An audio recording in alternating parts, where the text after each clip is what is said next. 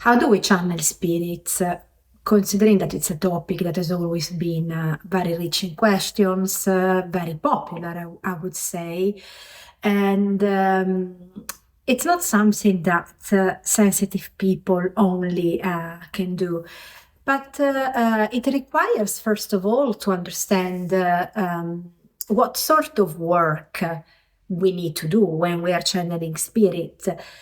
So why are we channeling spirit? And for some people that have particular clairvoyance, so that can hear the communication with the spirits from beyond the threshold, from the world of the invisible, this is something that happens in a spontaneous way.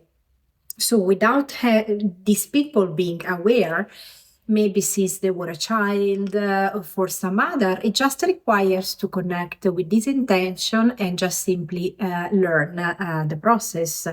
So we have to say that, for example, in the element of shamanism, we channel spirits basically for everything, for every sort of work that we are doing, because as I always say, we are a tool, we are a vehicle, and it's the spirits doing the work.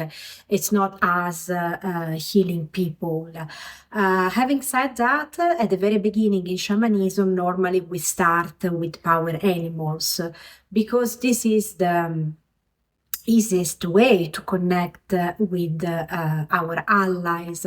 So they are animals, they are extra allies that are taking a medicine to us. So they are taking a message to us, and we normally go on a shamanic journey into the lower world to search for an animal that can be our main ally in that moment, or it's an animal that we need to answer a question, or it's an animal that we need for a specific work. And then, of course, we will have different animals and different allies that are coming to us for all the different questions and work that we need to do. We always need to ask when we meet a new ally, for example, in this case, an animal, how am I sure that I have merged with you? And you can go then on another journey to check, to receive another message from this animal, because maybe the animal will communicate, will let you know that the way you know that he has merged with you is because you feel the tip of your nose a little bit humid, or you feel like as if you have a tail. I personally have a sort of expansion in my ears where I feel that they are enlarging. And I'm just feeling that sense that they are entering, the spirits are entering then from my head. So I feel that I have like becoming bigger, but every person has a different experience. So every person that is channeling spirits will do that in a different way. Every teachers will teach, will share their experience, which of course will be different. What you need to be sure is that this merging is happening, because it's a way to be sure, first of all, that it's the spirit, as I said, doing the work. And second of all, that you are protected, because you are having like a second layer inside yourself for when you are doing a specific work. Then, of course, there are different manifestations for which an animal can be merging with you. And then, of course, we will have many animals coming to us in life. As I always say, you will end up having a zoo in your own life, according to all the different questions that you have, or the different works that you need to do in shamanism. We have an animal for extractions, we have an animal for soul retrieval, one for psychopo, one for divinations. Then you will not remember all of them, and you will always like contact the one that is in charge in that day, or the one that is particularly working with you in this particular moment, for which you feel that you can have a little bit more confidence, or maybe where you need to strengthen the relationship with this animal, and so you want to work with this animal or with this ally in general. Then in shamanism, other ways, other processes for which we can channel spirits. We also have the process of the mediumship, which is not the main one, but it's one of the works that we have in the shamanism. So it's passing a message from a deceived one, from a person that passed away, and then maybe we have a friend, a relative of the beloved ones, and he needs to communicate some message or needs to receive some message, or there is still an unsolved business that wasn't possible to complete because this person passed away before, not before the time, because it was of course the right time for this person to go to the other life, but there was unsolved situation. So when we are doing this, it's always recommended that first we merge with our ally, and then we enter in this process of mediumship. Then, of course, the more we are advanced, the more we become experienced, and the whole process will be happening in a more comfortable way, in a more spontaneous way. Also, another things that can happen when you're merging with spirit, that personally happened to me as well at the beginning. When you're merging the spirit, you may have a sensation here in the crown chakra that something is leaving your own body. So if, let's say, a form of energy is leaving your own body.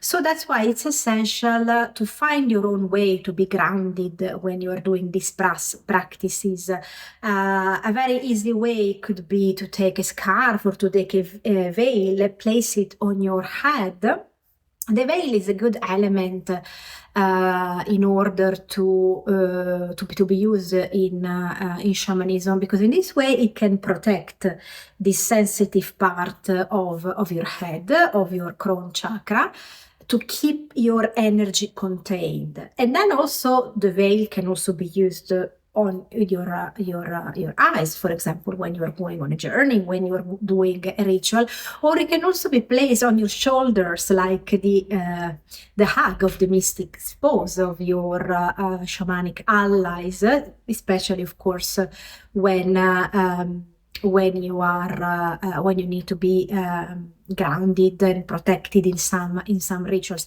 There is actually here in my YouTube channel another video with some tips about how to be grounded, because this is exactly the key of the spiritual person, the key of the healer, the key of the shaman. In order to go up, you need to go down, which means you have to be very grounded and stable here on earth, in your own body, in order to connect with the spirits, because they come and merge through you. And not all the teachers, and I personally know someone that doesn't allow the spirits to come through her own body, still being a shaman, but the spirits work next to this teacher, to this person, and that's absolutely fine, because it's what you feel more confident with. And I understand that sometimes your mind can be scared. You just need to be aware with which spirit you are merging. This is essential. You cannot ask any spirit to come through you. It needs to be one of your guides. You need to be confident with them. Then, of course, as you can choose, because you have many, you have more, and then it might happen that instead another one, but still among your main allies that is coming through you. And merging with the spirits is always having an effect of protection, an effect. There is no intention from the good spirits that you are working with to harm you. That's why it's essential, as I said, to merge with the spirit that you already know. And then another things, for example, can happen when you're merging with spirits, that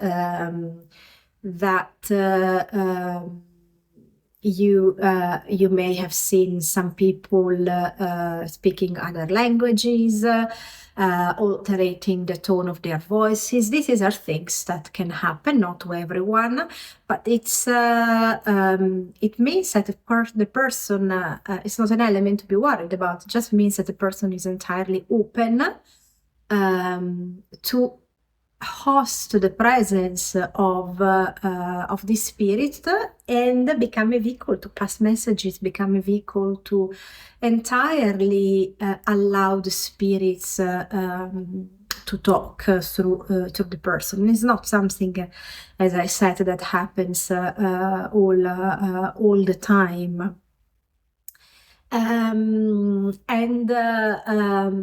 then, of course, in ways in which we can communicate with the spirits can happen when we visualize the spirits in front of us. For example, during a ritual, when we have the presence of the mystic spouse, the mystic, regardless of our preference in life between between female and male, or androgyne or neutral version. It's just the way we imagine that our main ally in shamanism would work in that moment in which we are co-creating with the divine.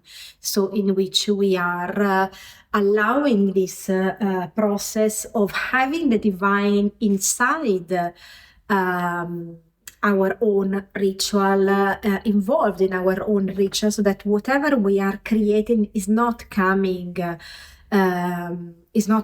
through us, but it's as I said, co-created in a partnership, in a way for which we are like doing a teamwork. And you can have, of course, when you are after you have merged with the spirits at the beginning, you can feel, of course, very tired. That's why it's important to protect yourself. After a while with experience, things, of course, will be fine. But at the beginning, after you have worked and channeled spirits, it's important that you do a lot of grounding practices, that you stay outside in nature, that you are sure that you are having some rest, because this is not a common experience at the beginning. So you just need to get used and be sure you protect yourself from any sort of interference. And there is exactly another video in which I explain how to protect yourself energetically, so that you don't allow any interference that can happen during the work, not because of the spirits that you have merged with you, but because of the imbalances, for example, that are around. That something enters in your energetic aura and then create a hole, which can also happen, for example, when you have a trauma, when there is an external element that is affecting your energetic field. And so then, for which in that case you would need to find a practitioner, a shamanic practitioner that can practice on you, like feather stones or other shamanic practices, for which that hole in the aura would just simply be closed.